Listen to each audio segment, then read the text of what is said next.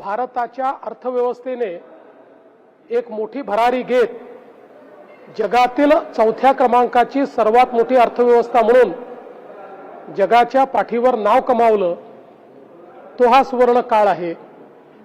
ज्या काळामध्ये शेतकऱ्यांकरता सिंचनाच्या सोयी उपलब्ध करून देण्याकरता सर्वाधिक निधी केंद्र सरकारने दिला, तो हा काळ आहे। ज्या काळामध्ये आत्मनिर्भर भारत हा तयार होताना आपण बघितला आणि विशेषतः ऑपरेशन सिंदूरच्या माध्यमातून जगाच्या पाठीवर भारताची शक्ती आपण दाखवू शकलो। जो भारत संपूर्ण शस्त्रास्त्र आयात करत होता, आज तो हजारो कोटी रुपयाचे शस्त्रास्त्र निर्यात करतोय।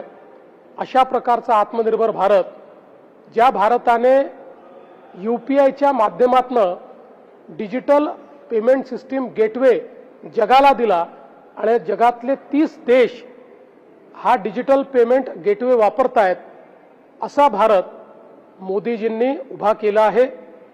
या भारताच्या तरुणाईच्या स्वप्नांना मोठे पंख देण्याचं कार्य हे मोदीजींनी या काळामध्ये केलेलं आहे।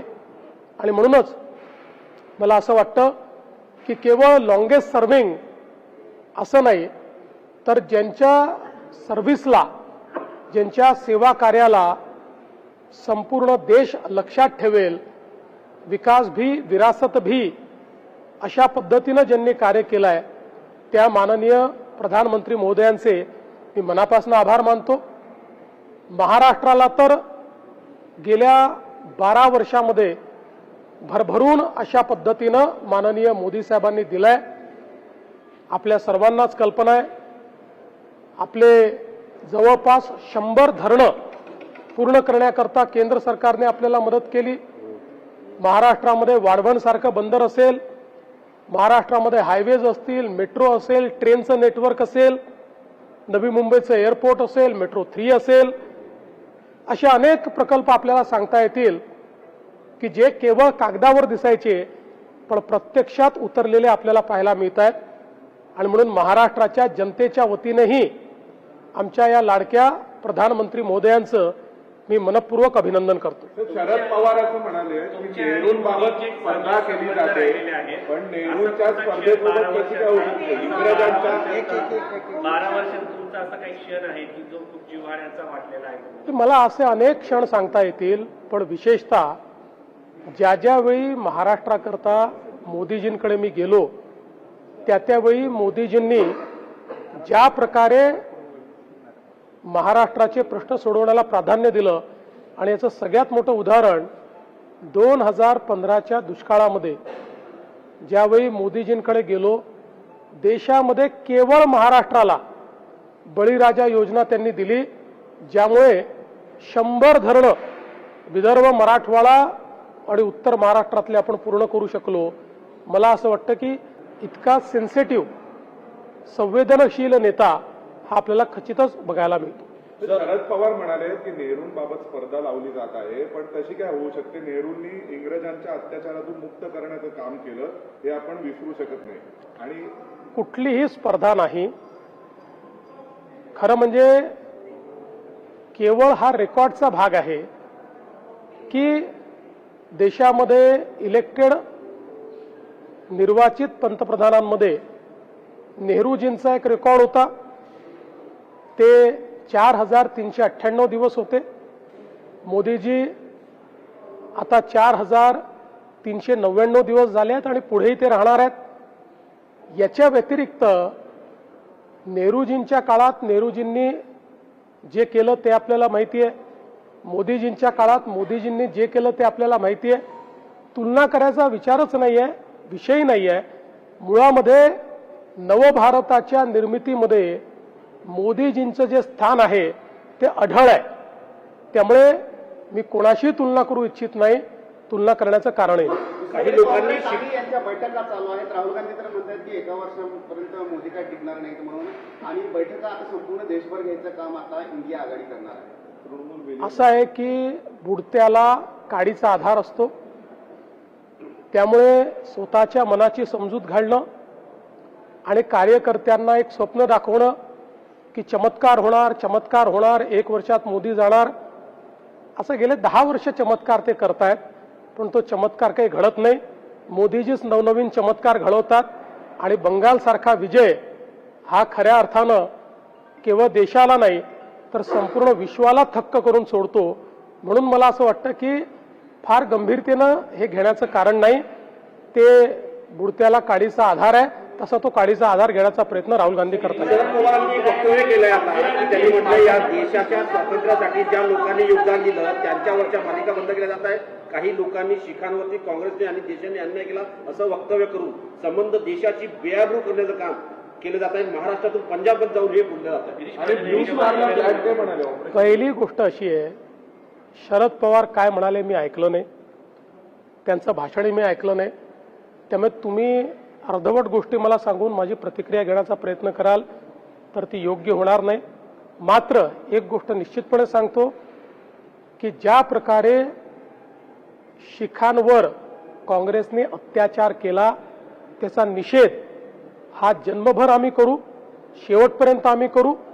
ज्या प्रकारे कत्लेआम शिखांचा या दिल्लीमध्ये, पंजाबमध्ये आणि संपूर्ण भारतामध्ये काँग्रेस पक्षाच्या नेतृत्वात झालेला आहे, हे सत्य आहे. हे सत्य कोणालाही विसरता येणार नाही. मात्र गिरीश महाजन यांनी जे वक्तव्य केलेलं आहे त्याच्याशी तुम्ही सहमत आहात का? गिरीश महाजनांचं एकूण जर तुम्ही वक्तव्य बघितलं तर हा प्रश्न उठणार नाही. गिरीश महाजनांनी स्पष्ट केलंय या ठिकाणी जे 90 गुरु आहेत त्यांचा 300वा शहीदी दिवस हा संपूर्ण देशामध्ये साजरा केला जात होता. महाराष्ट्राने त्या संदर्भात गुरु तेग बहादूरजी यांच्या या शहीदी समारोहाकरता मोठे मोठे कार्यक्रम घेतले.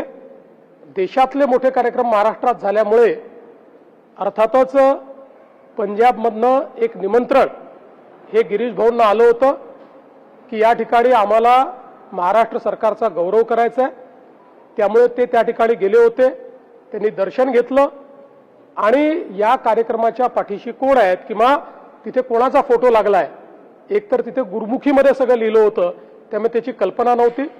अतिशय थोडा वेळ गिरीश भाऊ त्या ठिकाणी होते आणि त्यांचं संपूर्ण भाषण जर आपण ऐकलं तर त्या ठिकाणी त्यांनी शीख समाजाचा गौरव केलेला आहे आणि भारताच्या वाटचालीत शीख समाजाचं योगदान, शीख समाजाला संपूर्णपणे मुख्यधारेमध्ये आणण्याकरता भारत सरकारने केलेलं योगदान आणि पंजाबमध्ये जे काही ड्रग्सचा वाढता प्रश्न आहे या संदर्भात त्यांनी कमेंट केलेला आहे. मला असं वाटतं की याला दुसऱ्या कुठल्याही पद्धतीनं बघण्याची गरज नाही.